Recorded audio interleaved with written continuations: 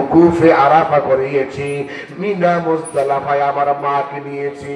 ইয়া রাসূলুল্লাহ, আপনার কাছে এসেছি জানার জন্য, বলেন তো নবী, আমার মা যে আমাকে গর্ভে ধারণ করেছি, আমার মা যে আমাকে ডেলিভারি করেছি, আমার মা যে আমাকে দুধ পান করিয়েছি, আপনার কাছে জানতে চাই আমার মার ঋণটা আমি শোধ করতে পেরেছি কিনা। সুবহানাল্লাহ। হুজুর, আমার মার ঋণ কি শোধ হয়েছে? আল্লাহর নবী বলছেন তোমার মার ঋণ শোধ হয় নাই। এই আল্লাহর বান্দা, কোথায় আমেন, কোথায় মক্কা, মাকে কাঁধে করে নিয়ে এসেছো আর আমাকে প্রশ্ন করতেছো মার ঋণ শোধ হয়েছে কিনা।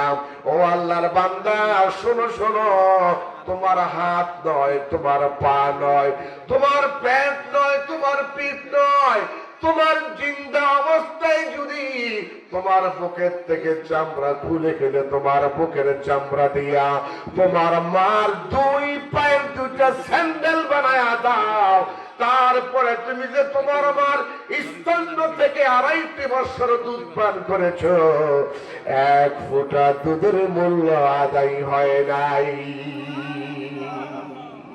ওগো মা, তুমি এই পৃথিবীর শ্রেষ্ঠ নিয়ামত, তোমারই পদ তলে রয়েছে জান্নাত। বলেন ওগো মা, তুমি এই পৃথিবীর শ্রেষ্ঠ নিয়ামত, তোমারই পদ তলে রয়েছে জান্নাত। বলেন তোমারই পদ তলে রয়েছে জান্নাত।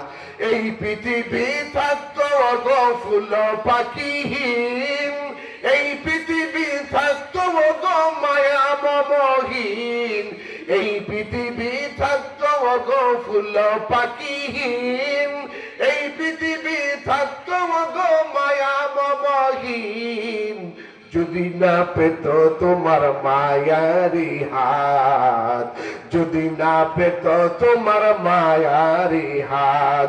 ওগো মা, তুমি এই পৃথিবীর শ্রেষ্ঠ নিয়ামত, তোমারই পদ তলে রয়েছে জান্নাত। বলেন তোমারই পদ তলে রয়েছে জান্নাত। বলেন তোমারই পদ তলে রয়েছে জান্নাত, তোমারই পদ তলে রয়েছে জান্নাত। চিৎকার করে কোন আল্লাহু আকবার।